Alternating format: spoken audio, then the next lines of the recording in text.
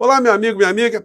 Hoje nós temos assuntos muito importantes, com cenas interessantes que irei compartilhar aqui no nosso portal de hoje, neste dia em que eu também, assim como muitos de vocês, estou acompanhando os desdobramentos da sessão no Supremo Tribunal Federal, que certamente também converterá em réus esses criminosos que fizeram parte do segundo núcleo da Orcrim, comandada pela figura do ex-presidente da República, o inelegível. Farei aqui com vocês uma breve resenha do comportamento dos advogados, das defesas, e vou tentar aqui fazer uma projeção do que pode acontecer no final do dia.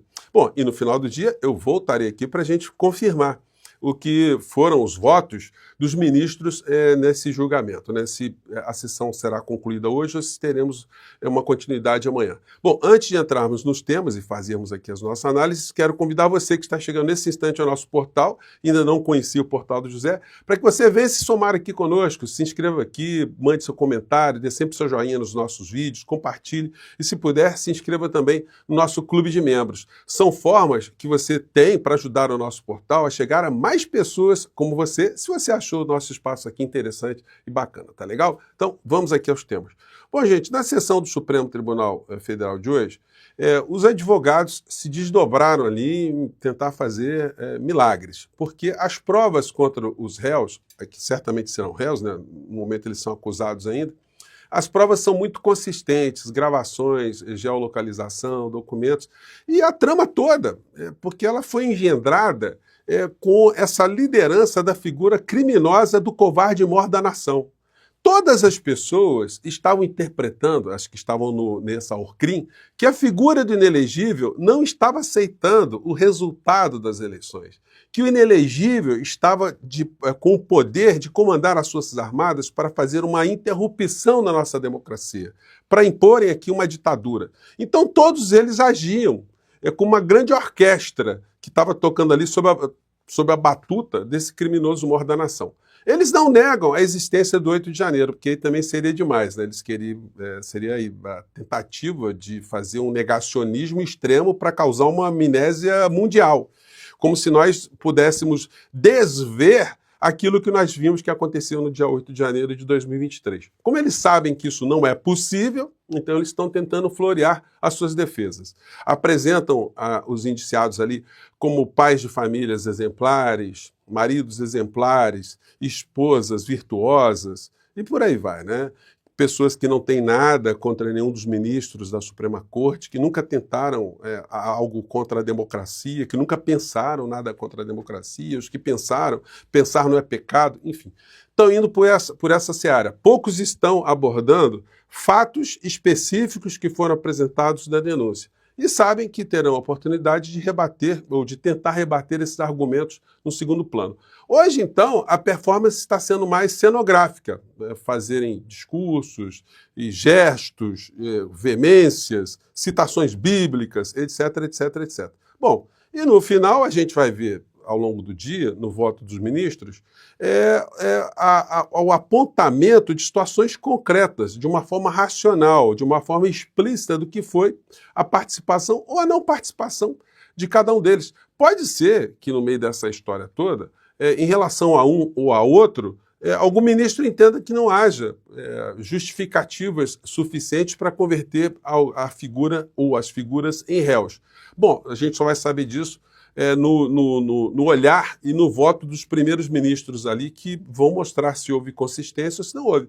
Agora, o que compete, por exemplo, esse advogado aqui do Mário Fernandes, aquele que tem um montão de gravações que comprovam que ele era um golpista de raiz, né? Um golpista assim até o último fio de cabelo do corpo humano dele.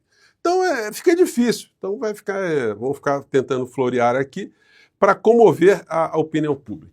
Agora, eu vou passar aqui para vocês uma imagem muito rápida, porque o inelegível, eu até diminui aqui o tamanho da foto, o inelegível ele fica postando em detalhes a cirurgia que ele foi submetido, as lesões que ele está, faz aquela cara de coitado e coloca um texto, né? Eu vou colocar só rapidamente aqui a foto, ó.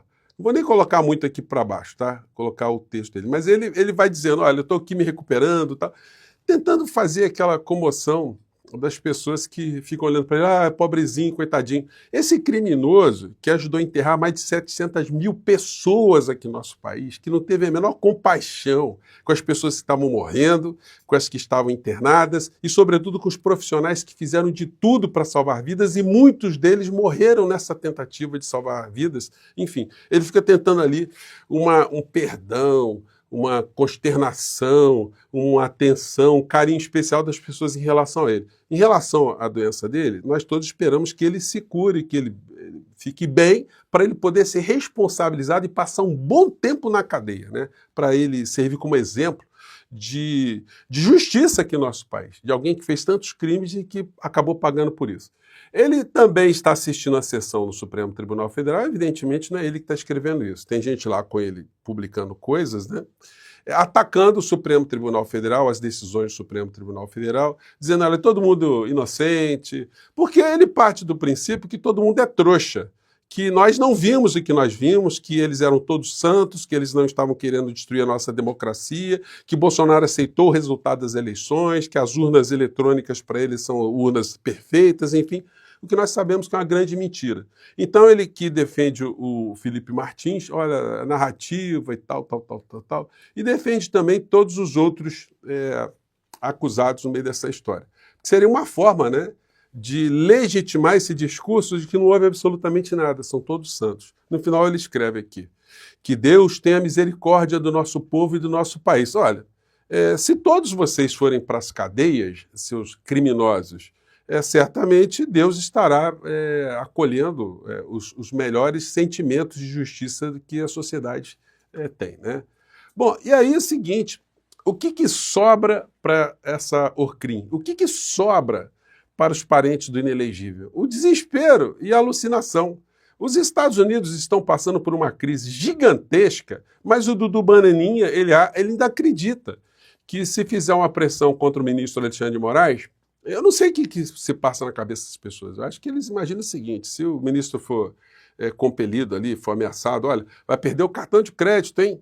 Sua esposa vai perder cartão de crédito também. Que o ministro vai falar, quer saber o negócio? Olha, está todo mundo absolvido, não teve 8 de janeiro, o Bolsonaro é santo, pode disputar as eleições. Então eles acham que pode acontecer isso. Então é gente muito perturbada mentalmente. Agora, a figura do 03 do inelegível, esse pratica um estelionato moral, intelectual, jornalístico, político, 24 horas por dia. Publicou mais uma ameaça que o ministro Alexandre de Moraes. Vamos acompanhar esse trecho aqui. Foi assessor do presidente Trump no primeiro mandato dele, trabalhou dentro da Casa Branca. Hoje em dia é um dos principais conselheiros. Ele está falando do tal do Jason Miller, um cara criminoso, de extrema-direita, enfim, que foi detido no aeroporto aqui no Brasil, porque ele veio participar das preliminares daquilo que viria a ser o golpe, a tentativa de golpe do dia 8 de janeiro, né? Do Trump. Ele é que o Alexandre de Moraes deteve em 2021, algumas horas no aeroporto de Brasília, depois dele dar um discurso no CPEC Brasil, evento que a gente organiza. E ele, né, acabou sendo detido, pagando o preço do autoritarismo de Alexandre de Moraes, que naquele momento, em 2021, o Trump tinha acabado de ter sido banido do Twitter. Se vão lembrar, em janeiro, quando ele deixou de ser presidente, o Twitter baniu ele, ainda não era uma plataforma do Elon Musk. Então, os conservadores estavam migrando para o Getter e para o Parler.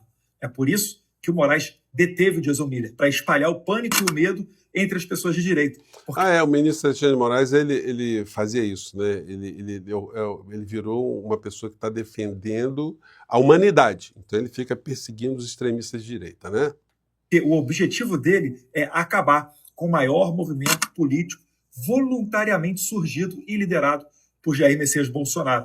Foi um movimento voluntário, né? Brotou assim do nada. Vai ver um extraterrestre aqui, jogou aqui uma poeira no ar e aí a coisa brotou, né? Agora, né, quando temos uma nova eleição dos Estados Unidos, o Trump volta a ser presidente, o Jason Miller agora tem a faca e o queijo na mão para colocar adiante o remédio justo e correto ao Alexandre de Moraes, que chegou Quer dizer, uma autoridade estrangeira atacando um ministro, a soberania de um ministro do nosso país, né? Então, é uma cabeça perturbada ou é apenas um criminoso com desvios mentais, desvios psiquiátricos? A matar lesão na cadeia e prendeu alguns... o ministro... Gente, ele acusa o ministro de ter matado uma pessoa, né? É um negócio demais, viu demais, né? Milhares de pessoas. Podem ter certeza. A batata do Alexandre de Moraes segue assando, cada vez mais forte aqui nos Estados Unidos. O pior erro deles foi ter me exilado aqui.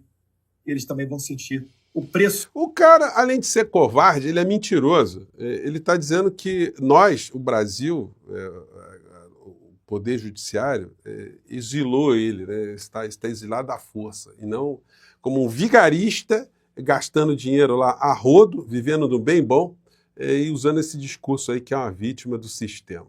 É como se isso tudo pudesse neutralizar aquilo que o pai dele sofrerá, ou seja, a cadeia junto com muitas pessoas da Orcrim.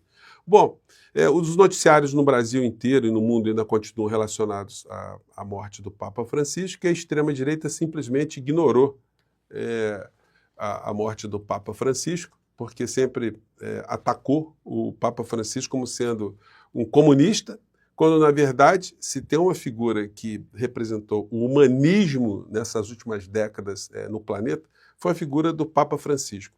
E o Papa que virá, certamente, se acompanhar os passos do Papa Francisco, continuará a ser uma liderança política muito importante nesses tempos em que nós precisamos de pessoas humanistas para servirem como faróis nessa insanidade toda que se abateu sobre grandes parcelas da humanidade e que aqui no Brasil quis destruir a nossa democracia.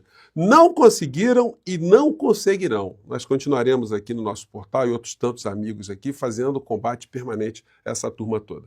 Mais tarde eu volto aqui, que tem muitas resenhas interessantes que certamente surgirão na análise dos votos dos ministros. Um grande abraço e até mais tarde. Tchau!